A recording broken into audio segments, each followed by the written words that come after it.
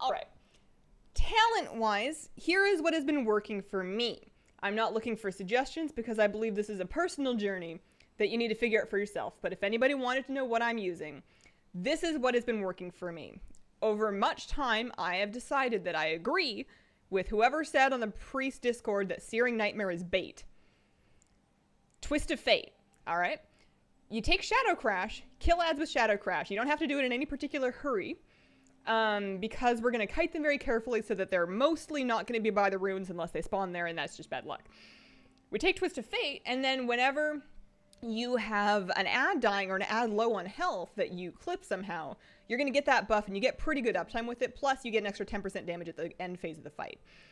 And then we get Shadow Crash, we get Void Torrent, we get Hungering Void. Surrender to Madness, also bait, IMO, just my own opinion. This is the setup that has been getting me the closest.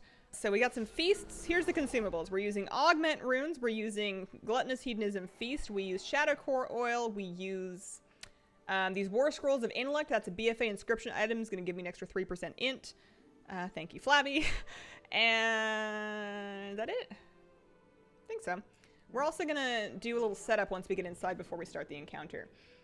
So, it has come to my attention, again, credit to the Priest Discord for figuring this out. There is a certain zone where the runes spawn, the runes that you have to soak to prevent the thing from, the nightmare thing from spawning. We're going to call this the no-no zone, and I'm going to absolutely obliterate it with raid markers. In theory, you could use like one raid marker, maybe 2 or 3. I'm putting them all down because I'm extra. But this right here, as you spawn in, it's kind of to the left of where Karam is. This isn't a great representation of it, but this whole quadrant, let's say, this little area that's like kind of close to the circle, this is the no-no zone. The idea is that we do not kite Karam through the no-no zone whenever it can be absolutely avoided, because he's the one dropping those puddles under himself.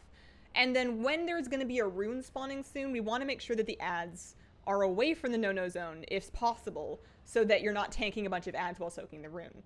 That's not always possible, because sometimes they just spawn over there, but we do our best. We're also setting Karam as a focus target. What was working for me the best? Was it cooldowns halfway through Karam, so that they're up for the beginning of race? You like cooldowns halfway through Karam. But we want to make sure that we have Void ET. Yeah, I've also made fun nicknames. We want Void ET. We're running Void Torrent, and we want to nuke. We want to nuke the hands. Just shake them. Shake them to death. So that means pooling Insanity. That means saving Shadow Blast, Mind Blast procs whenever possible. And it means having a Void Torrent available the second the hand comes up. And it also means knowing when the hand's going to come up so you can watch for the frame and just unload. We can use Psychic Horror to get some space from Karam for that. But the more hands that you can not silence or disperse, the more silences and disperses you have for emergencies when it doesn't work out. So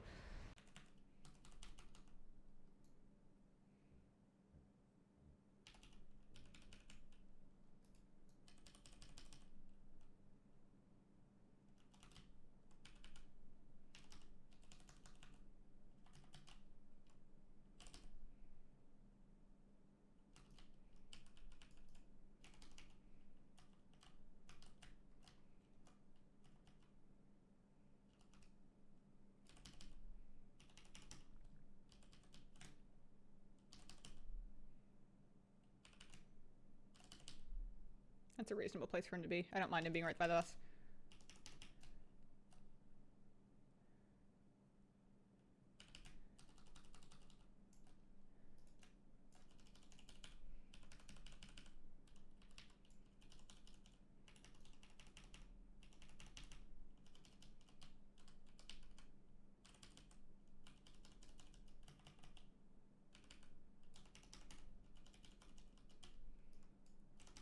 Alright, he's going to be phase ending somewhat soon. We save this Void Torrent and we pool damage. It's pretty terrible because I stopped too early. But what we do is we go on Karam. I am capped on Insanity, and that's fine. I don't mind.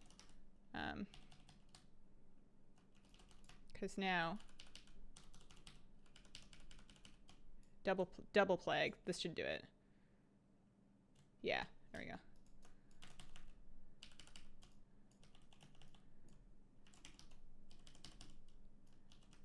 I will have a Psychic Horror for the next hand. I'm pulling Insanity for it now. And then we push Karam right after. So there's the hand.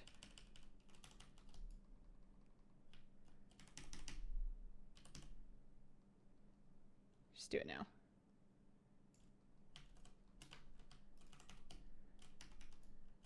And we move away from here.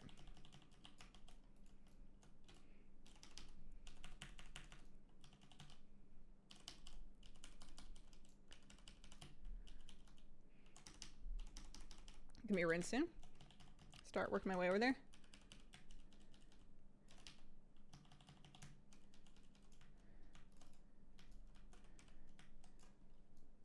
Nice. Karam's gonna start chasing me.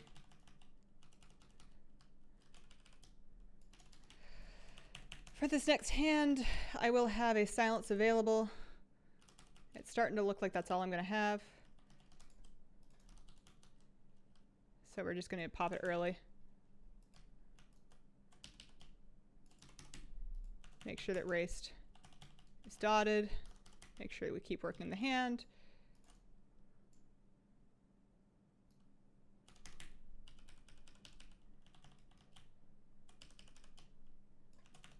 There's gonna be another hand soon. This one's gonna be disperse.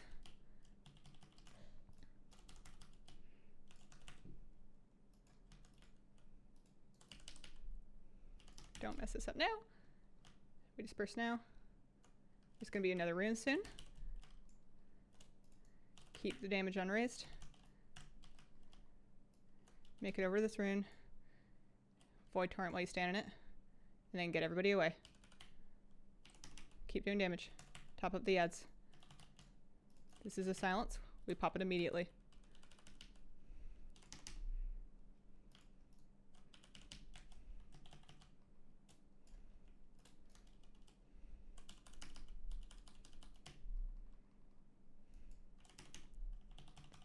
I use that to get space, so I need to make sure I'm getting space.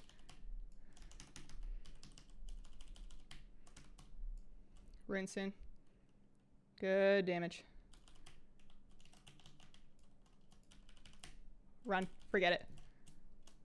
Forget it. Dots. Just run, just run, just run. Oh, thank God.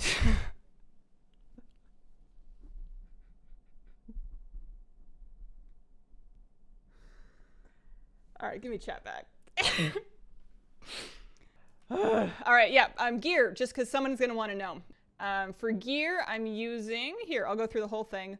That's my regular helmet, I'm pretty sure. Heart of Azeroth neck, Siege Wargamar shoulders with double sockets. The gems in those 3 int gems are Perfect Brilliant Pandarian Garnets. We have a cloak. That's the BFA Legendary Cloak, just for the stats on it. This is a random green robe that had the right secondaries that I have enchanted with primary stats. Don't forget your enchants. Siege Bracers, Haste Mastery, double sockets with those same gems, enchants as well. Same thing with the gloves, Siege Bracers, double gems. Random green, right stats. If you're like struggling with a piece of gear, just get a green that has the right stats on it, and then you can do that. Same thing, Siege Legs, Siege Feet, my regular rings, although I replaced the gems with those int gems. I got this Unblinking Gaze of Seath that's from Mythic HFC, that's off Iskar. That thing was sick. It did 9.3% of my damage in that pull, and it's set and forget, so definitely good for that. And then my Soul Letting Ruby was my gear. So that's what my stats looked like. I need to remember to replace my gems with actual Shadowlands gems, because I definitely put the old ones in my regular rings.